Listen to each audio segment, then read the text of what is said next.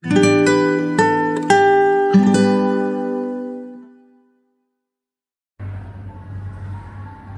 Gembala edisi kedua, Tunas Zaitun. Dalam ilmu psikologi, analoginya disebut golden age atau golden years. Mengapa?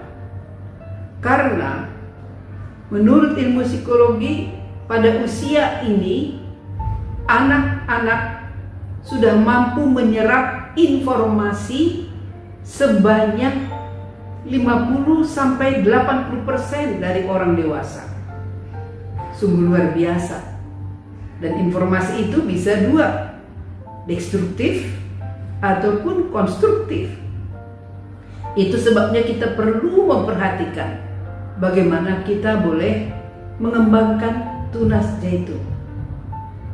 Sebagai contoh di dalam Alkitab, dari Perjanjian Lama saya ambil pertama adalah Musa.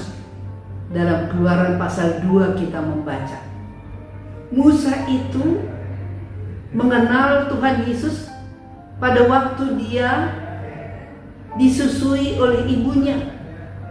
Dia disapih sekitar usia 4 tahun. Lalu dia diserahkan kepada putri Firaun dan diangkat menjadi pangeran atau anak dari putri Firaun. Tapi luar biasa, Musa itu yang percaya Tuhan pada usia golden age tadi, tunas zaitun itu, ternyata memiliki kekuatan spiritual yang sungguh sedemikian rupa. Pada waktu dewasa, ketika dia menjadi anak putri Firaun, dia melihat bangsa Israel dianiaya oleh orang Mesir. Bagaimana Musa merespon? Dia terus ingat apa yang dikatakan oleh firman Tuhan pada usia ketika dia masih di bawah asuhan ibunya. Lalu kemudian dia melawan orang Mesir itu, menolong saudaranya Israel, sampai orang Mesir itu ada yang mati, sehingga Musa harus melarikan diri. Dia tidak merasa rugi meninggalkan istana Firaun dengan segala kemewahannya dan menjadi seorang yang mengembara di padang rumput. Dan semua itu adalah hasil dari pembinaan spiritual yang dia peroleh pada saat golden age, tunas zaitun. Lebih jauh kita melihat adalah Samuel.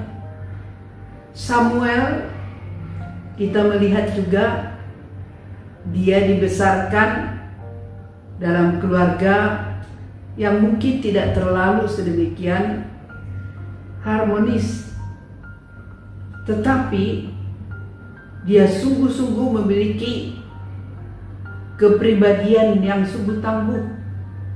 Karena apa? Samuel itu sudah mengenal Tuhan pada usia golden age, tunas zaitun.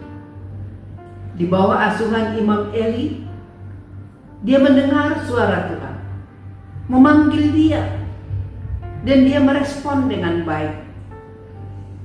Sampai akhirnya ketika dia dewasa, dia memiliki anak-anak, dia mampu mendidik anak-anaknya juga menjadi tunas zaitun yang sangat tangguh. Dan Samuel membuktikan di dalam kitab 1 Samuel pasalnya yang kedua juga kita menemukan bagaimana Samuel mampu menolong anak-anaknya melewati 3 situasi yang kita sebutkan pada saat pembahasan tunas zaitun bagian pertama. Dia mampu pada saat itu menolong anak-anaknya keluar dari situasi apa yang disebut dengan pertama-tama itu pornografi atau porno aksi. Anak-anaknya yang digoda, diiming-iming oleh anak Imam Eli, Hofni, Pinehas untuk melakukan porno aksi. Mereka dengan tegas mengatakan tidak, karena mereka sudah dididik menjadi tunas zaitun. Ketika anak-anak itu diminta untuk mengambil persembahan dari bangsa Israel yang tidak layak, mereka menolak. Mereka mengatakan dengan tegas bahwa itu tidak layak diberikan kepada imam-imam sebelum dibakar lemaknya, karena lemak itu adalah persembahan untuk Tuhan. Meskipun kemudian Hofni dan Pinehas mengancam kalau mereka tidak memberikan, mereka akan mengambilnya dengan kekerasan. Mereka tidak gentar, tidak takut, dan mereka tetap bertahan untuk tidak memberikannya.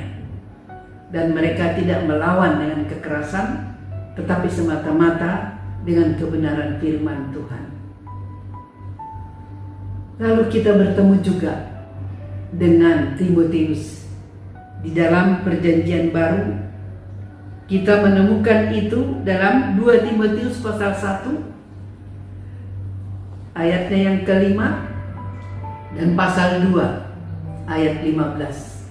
Bagaimana Timotius yang muda, punya ayah bukan orang Kristen, tidak mengerti mendidik anak menjadi tunas zaitun. Tapi dia punya nenek, Louis, dan punya ibu Eunike yang mendidik Timotius menjadi tunas zaitun. Dan Paulus membuktikan itu. Dia mengatakan, engkau telah menerima pengajaran itu sejak engkau masih kecil. Apa yang terjadi masa dewasanya? Timotius menjadi pendeta muda yang sangat tangguh. Dia memimpin sebuah jemaat yang penuh dengan persoalan moralitas, persoalan di dalam masalah apa yang disebut dengan berhala, persoalan golongan antara kaum tua dan kaum muda. Tapi Paulus melihat bagaimana Timotius yang muda itu mampu dengan bijaksana menyelesaikan setiap persoalan itu satu persatu. Dia mampu berhadapan dengan mereka yang jatuh di dalam masalah perselingkuhan, menyelesaikannya dengan baik. Lalu ketika dia berhadapan dengan para orang tua, dia dapat menempatkan diri secara tepat.